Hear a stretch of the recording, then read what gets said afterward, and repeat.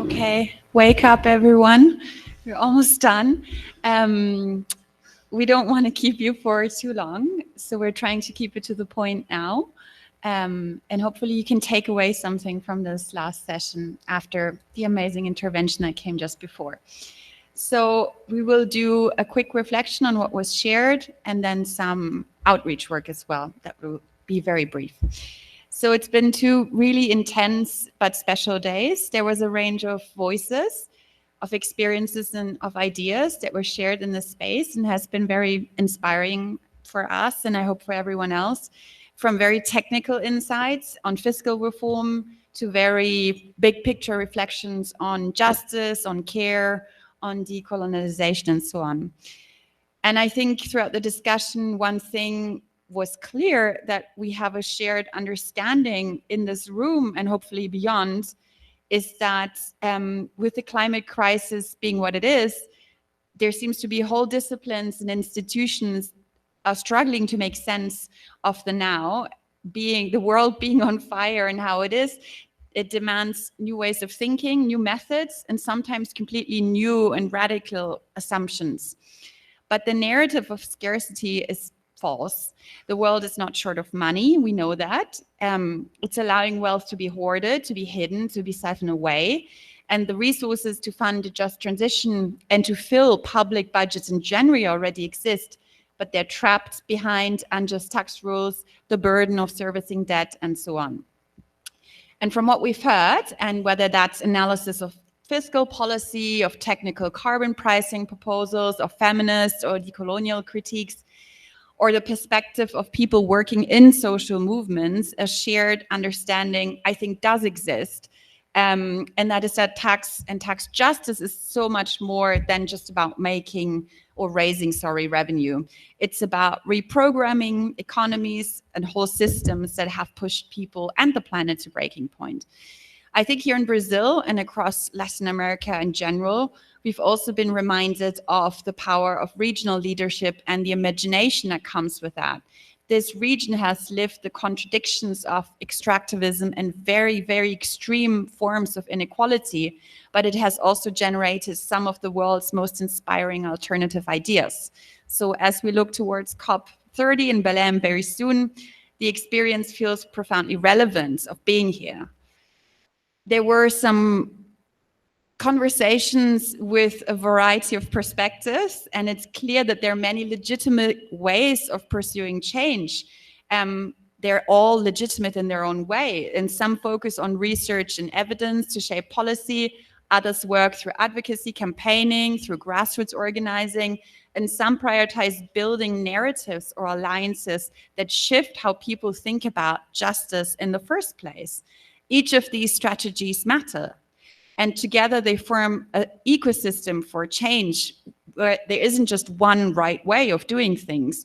And I think what unites us is this shared purpose to build fairer systems, to reclaim public wealth for public good, and to connect the struggles that often otherwise remain in silos.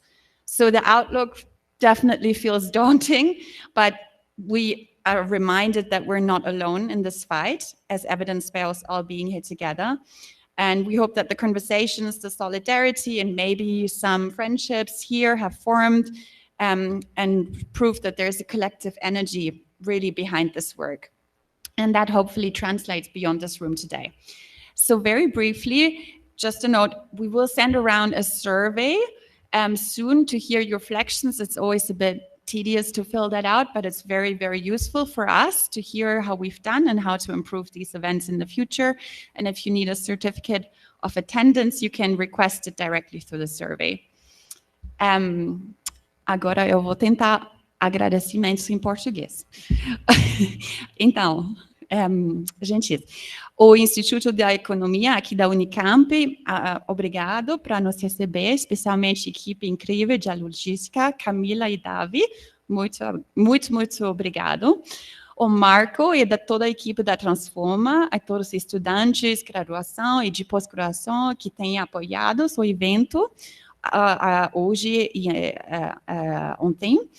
Os nossos parceiros, a Inesc, a Teresa e a Anat, a Rede de Justiça Fiscal de América Latina e Caribe, a Clélia, e o Observatório Brasileiro do Sistema Tributário, o IFRANC. E nossos painelistas e participantes por trazerem tanta insight, energia e coragem para as discussões. E, finalmente, todos que trabalham behind the scenes para que essa conferência aconteça, especialmente Helena, muito obrigado, thank you so much, e a Flor também. Então, obrigada.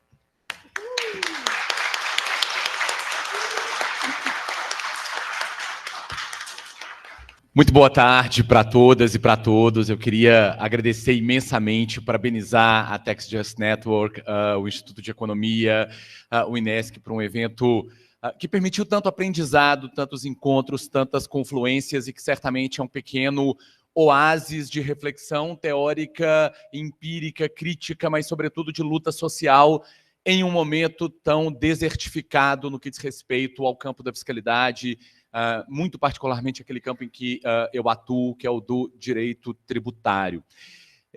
Eu acho que, a partir das conversas que a gente teve desde ontem, eu fui anotando uma série de questões e eu cheguei a 5 ideias que talvez não sejam muito óbvias, talvez não sejam muito clarividentes, mas a um só tempo precisam ser disputadas e construídas socialmente, diuturnamente.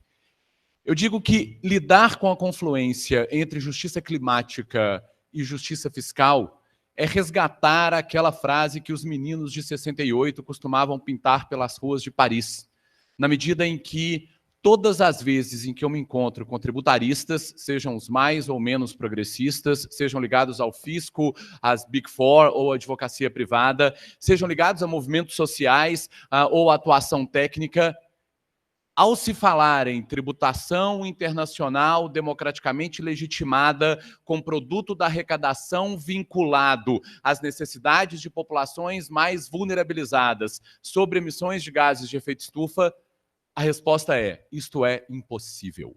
Isto não é politicamente viável, isto não é institucionalmente aplicável, isto não faz o menor sentido senão como peça literária.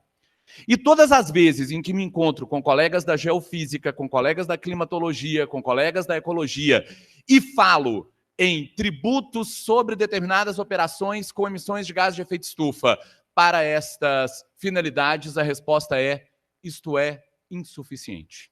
Isto é muito pouco. Isto não vai resolver. E aí eu me lembro dos meninos de 68 dizendo: bom, sejamos razoáveis e desejemos o impossível. É a única alternativa que nos é colocada nesse momento.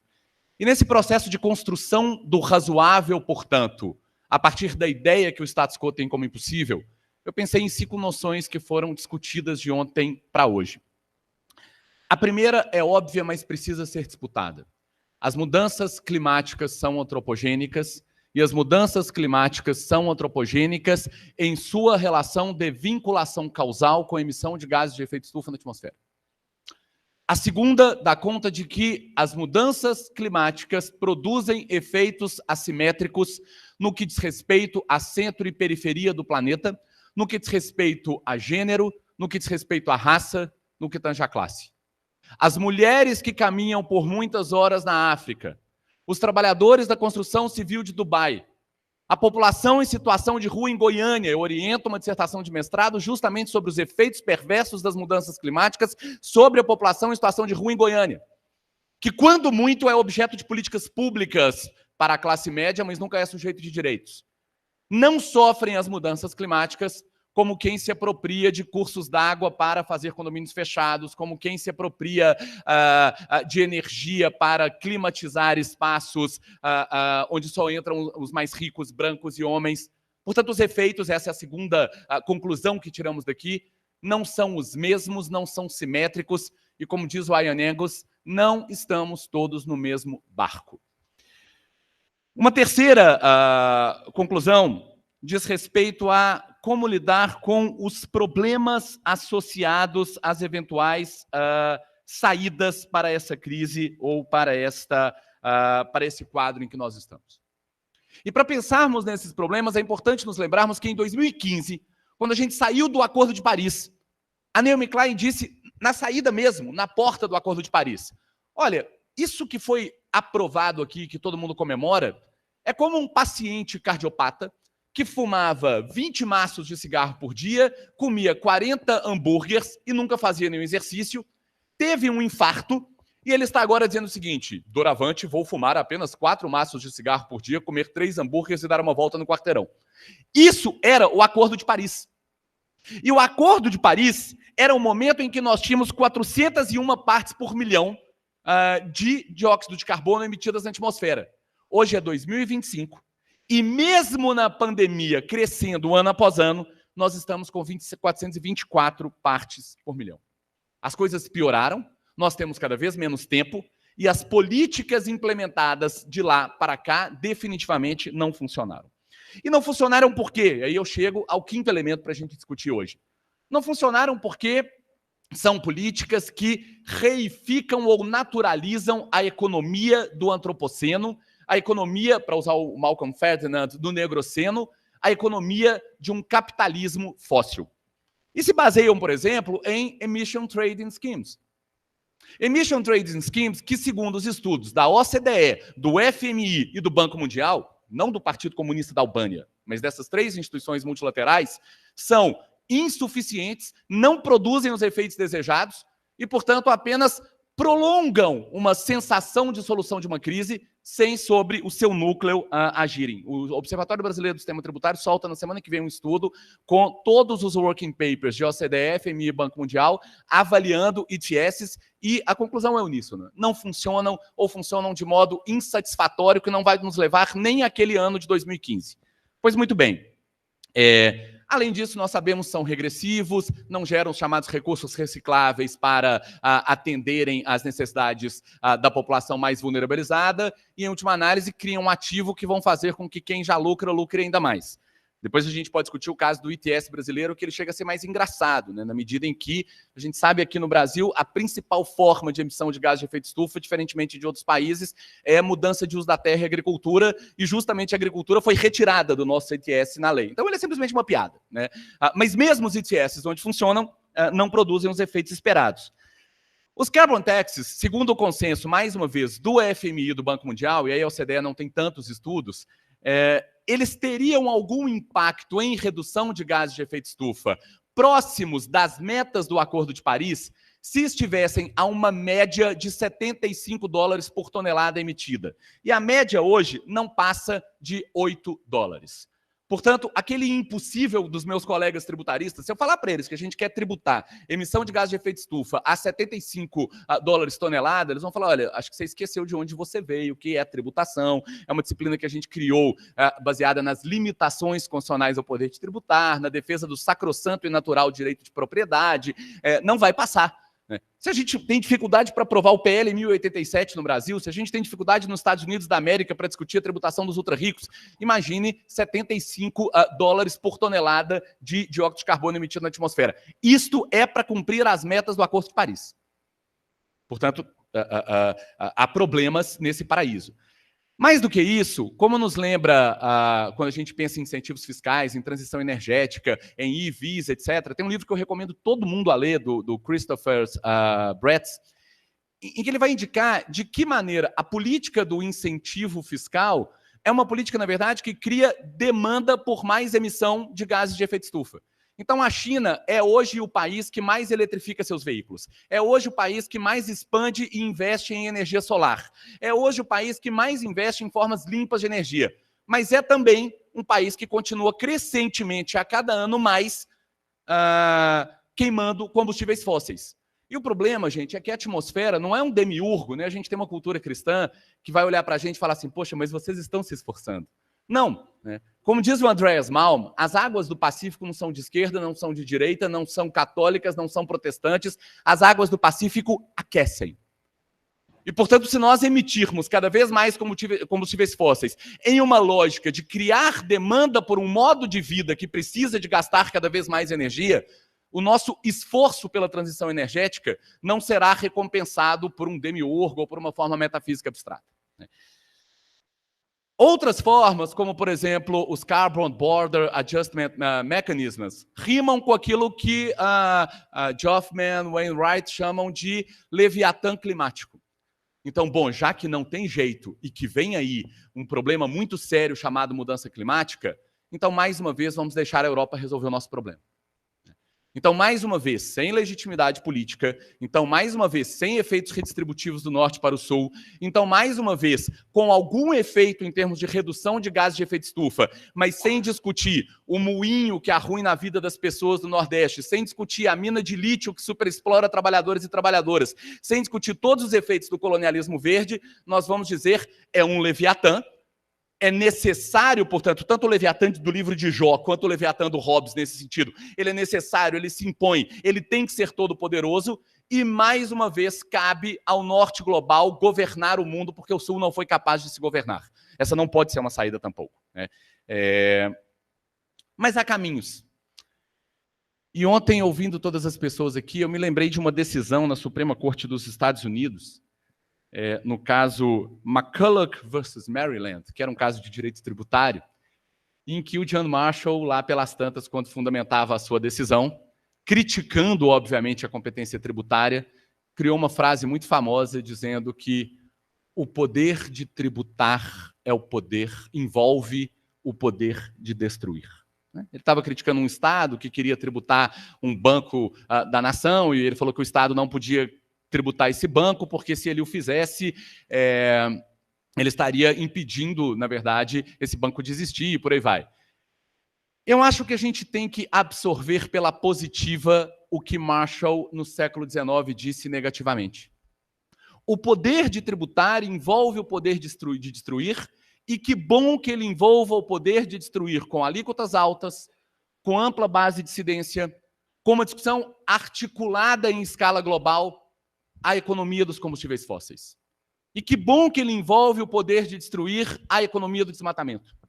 E que bom que ele envolve o poder de destruir de uma economia que pressupõe desmatar no Brasil para plantar a soja, para colocar essa soja num caminhão movido a diesel, que vai passar por uma estrada que também é fruto de desmatamento, para colocar num porto, para andar num navio que também é movido a combustíveis fósseis, para chegar na China, para lá na China eu dar essa soja para um porco, para esse porco ser alimentado liberando metano, para esse porco depois ser fatiado e congelado, e vou gastar energia para mantê-lo congelado, para alguém comer uma carne processada nos Estados Unidos.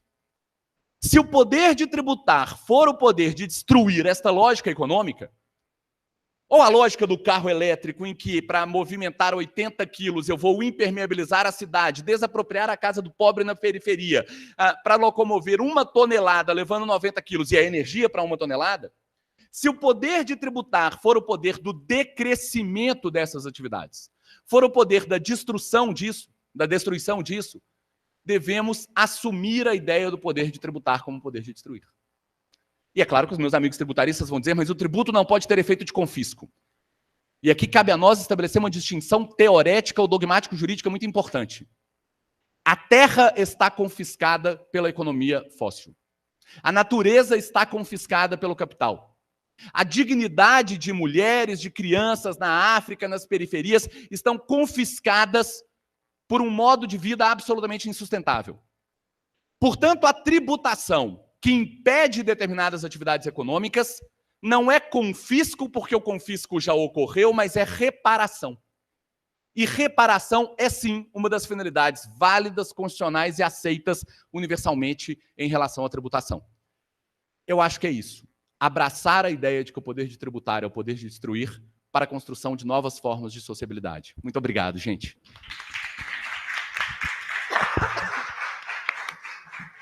Muito obrigada por vocês estarem aqui até agora. É um luxo contar com essa plateia cansada já. A essa hora, muito obrigada mesmo. É muito injusto também eu falar depois da Sabrina e depois do Frank. Ninguém merece. Peço desculpas, não vou ser tão extraordinária como eles. Oh, meu Deus. Agora ficou pior. Meu caso ficou pior. Eu sou Nathalie, eu sou da direção colegiada do INESC, e eu vou um pouco emprestar as ideias da Luísa Nassif ontem e da Sabrina hoje, eu tentei ver o que é que eu aprendi nesses 2 dias na perspectiva de uma tributação que financia uma estratégia mais integrada e articulada para clima. Então, ou então, o que disse Fabrina muito bem, numa transição justa pública, uma transição pública para ser justa. Não vou me limitar a financiamento climático em si, porque também eu concordo totalmente com a Luísa e com a Sabrina, de que isso, no fundo, nos complica muito mais a vida do que ajuda. Então, eu fiz um pequeno resumo dessa forma. De um lado, como é que a gente discutiu aqui o que são os sistemas tributários. Aqui está em inglês, porque se quem não fala português, pelo menos pode entender alguma cosita. Então, eu acho que nós, de diversas formas, em diversas mesas, dissemos que os sistemas tributários, em geral, mas talvez mais especificamente na América Latina, são classistas, racistas, patriarcais e neocoloniais, e inclusive imperiais também. Classista, porque exploram muito mais o trabalho do que o capital. A gente viu em diversos estudos de caso como as multinacionais, as grandes empresas e os muito ricos se organizam para evadir e elidir recursos. São racistas porque em sistemas onde os países tributários são mais regressivos, são as pessoas racializadas as que pagam proporcionalmente mais impostos, e em países onde os sistemas tributários são mais progressivos, não há qualquer medida de compensação, integração de pessoas racializadas, especialmente imigrantes, por exemplo. São patriarcais porque nos nossos países, onde os sistemas são regressivos, são também as mulheres as que pagam proporcionalmente mais impostos, e, como já foi dito em várias mesas, o trabalho invisível das mulheres é completamente ignorado pelos nossos sistemas tributários. E são neocoloniais, porque reproduzem toda a lógica da colônia de extração dos recursos naturais, de extração do trabalho, e são neocoloniais porque reproduzem essa estrutura de norte para sul, tanto do norte para o sul mesmo, como dentro de nossos países, né? Nossas elites reproduzem esses sistemas neocoloniais. Os nossos sistemas tributários foram feitos por homens brancos do norte. Claro que nós os adaptamos um pouquitinho ao longo do tempo, mas eles, desde sempre, são mais ou menos parecidos. Não tem muitas novidades na estrutura, acho eu. Então, é um pouco desanimador, mas aí, como diz também a Sabrina, nós somos ativistas, né? A gente quer transformar a realidade, é nisso que a gente se ancora. E muitas coisas bem interessantes foram ditas aqui, e é por isso que a gente vai para a segunda coluna do slide. O que pode ser feito? Então, a gente entendeu que surgiram aqui 5 grandes grupos de sugestões. Um foi incluir nos debates sobre tributação e transição agroecológica, enfim, o nome que a gente queira dar, que ainda não tenha sido capturado pelos outros, mas incluir mais diversidade, mais mulheres, mais pessoas racializadas, mais sociedade civil. E um exemplo muito animador desse processo de inclusão é justamente a Convenção Quadro das Nações Unidas sobre Cooperação Tributária. Por quê? Porque até agora, até 3 anos atrás, quando começou o processo da Convenção, todas as nossas regras globais de tributação estavam sendo discutidas na OCDE, né, que é a expressão dos países ricos. Apesar deles falarem que eles estavam construindo regras inclusivas, elas não eram nada inclusivas. E tanto é assim que, especialmente os países africanos, cansaram dessa tirania e resolveram sair da OCDE e levar esse debate para Nações Unidas, que, com todos os problemas das Nações Unidas, ainda é o espaço mais democrático e inclusivo que temos. Então, é uma espécie de rebelião do Sul, né? Cansamos de vocês do Norte, vamos discutir isso num espaço mais justo e inclusivo. Então, tem lugares onde coisas novas e interessantes estão acontecendo.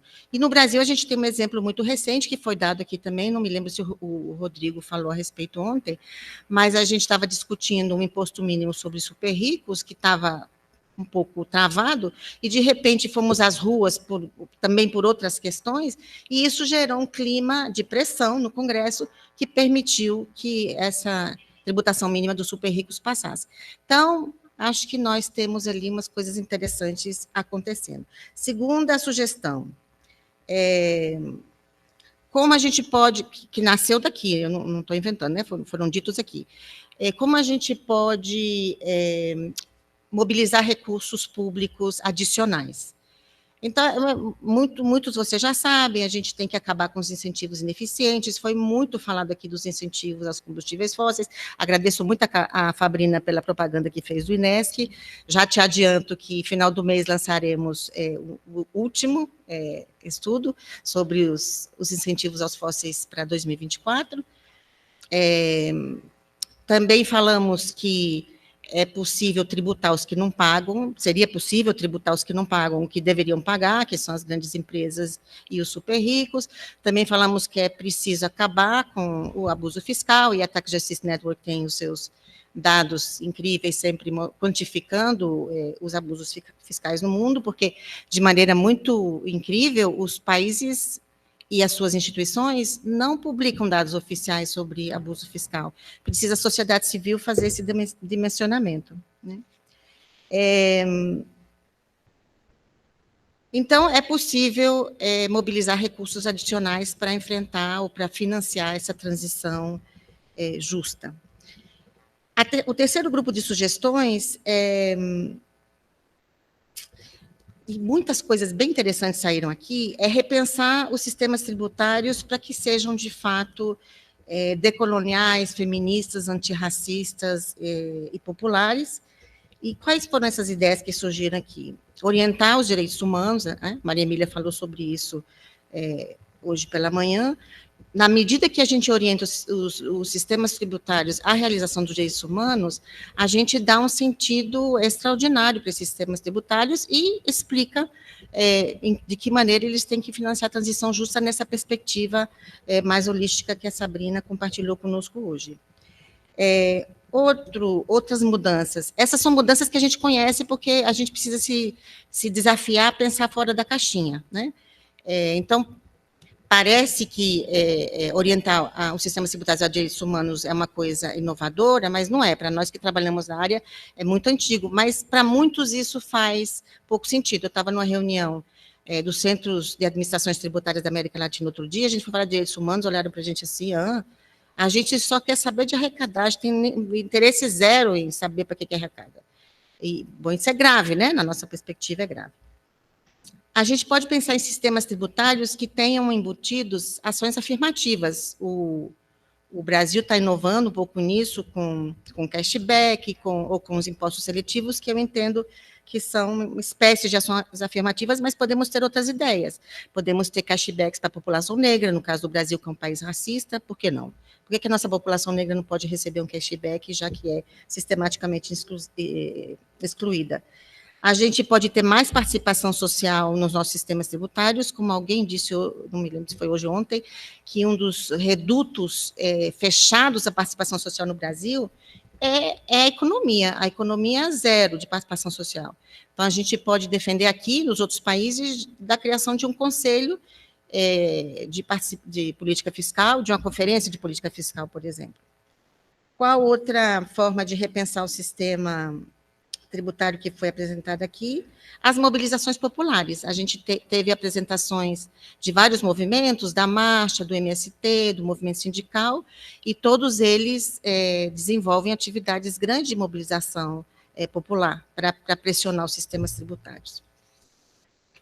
E, por fim, estou chegando no fim, um quarto grupo de sugestões foi bem tratado aqui pela Sabrina também, que é a ideia de reparação. Aí, o que está nas negociações internacionais de reparação é o Norte reparando o Sul, tá certo? Tem que ser. Mas, como também disse a Sabrina, a gente tem que reparar internamente, porque nós temos dívidas enormes, né? Tanto nossas mulheres, nossa população negra, nossos povos indígenas. Então, essas políticas que a gente está concordando, e eu penso que devemos, de que a transição justa implica uma visão holística, integrada, e como disse Fabrina, você pode partir de um caso, e ampliando, mas sempre tem que ter esse componente de reparação, porque sem ele a gente não vai conseguir destravar as desigualdades nos nossos países, tanto do norte como do sul, como de homens para mulheres, como de pessoas brancas para pessoas racializadas. E, por fim, a última sugestão é continuar mobilizando a sociedade. A gente viu como foi importante o plebiscito no Brasil, como o plebiscito popular no Brasil, que acabou de acabar, domingo, como foi importante as mobilizações em torno de todos esses projetos de leis absurdos que estavam sendo pautados pelo Congresso, e entre eles o bloqueio à tributação dos super ricos. E isso aí eu recupero uma ideia que foi dita aqui, agora me esqueci de anotar, além das mobilizações, super importante a comunicação estratégica. Se a gente não conseguir, acho que foi, será que foi você? Foi a Luísa também, foi a Luísa, exatamente. Se a gente não conseguir comunicar adequadamente, a gente não vai conquistar corações imensos. Comunicar não quer dizer simplificar, não quer dizer conseguir dizer a realidade como ela é em palavras simples e que toquem as pessoas, né? Então, a gente tem que mobilizar, tem que ir para as ruas, mas também tem que saber comunicar. Enfim, é isso que eu retive desses nossos 2 dias de trabalho. Muito obrigada.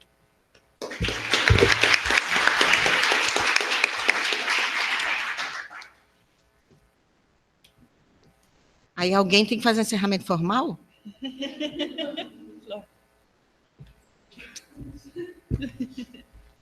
Estão cansados, né, gente? Vamos embora. Cadê o coquetel? Tem coquetel hoje? Gente, assim, é meio injusto eu ter que fazer encerramento formal, porque eu tenho, nesse momento, pouquíssimos neurônios funcionando. Mas eu não queria deixar de agradecer muito a participação de todos os panelistas.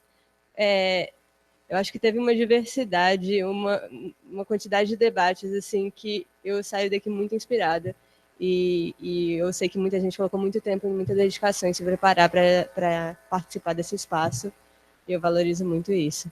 A Francisca já falou dos agradecimentos formalmente, e eu só quero fazer eco dela para não esquecer ninguém, porque a gente pensou junto que tinha que agradecer. O único que ficou faltando também são os tradutores que estiveram nos acompanhando esses 2 dias, que assim fizeram um trabalho muito importante e assim, eu espero que todos tenham conseguido acompanhar em cada um dos idiomas, que, de novo, falar em 3 idiomas ao mesmo tempo não é uma coisa fácil, mas que eu acho que aumenta muito a qualidade do debate, e eu acho que, para mim, o que eu saio mais assim animada é a capacidade da gente encontrar localmente, falar sobre temas desde um lugar e pensar como que isso também vai trazer processos a futuro. Porque quando a gente está lidando com datas específicas, como COP, como Convenção Marco e tal, às vezes a gente fica presa na urgência do momento, nos debates do momento, mas a gente também tem que pensar que isso são processos e que muitas das coisas que a gente está desenvolvendo agora, elas precisam de tempo também de maduração e pensar momentos específicos, mas também no contexto de longo prazo. A gente vai encerrar agora o evento, e alguns de nós que vamos ficar ainda essa noite aqui estamos pensando em nos encontrar mais ou menos às 8 para jantar. A gente ainda não tem planos definidos. Eu acho que eu, pelo menos, gostaria de tomar uma cerveja, imagino que outros também. Mas é isso, se vocês quiserem nos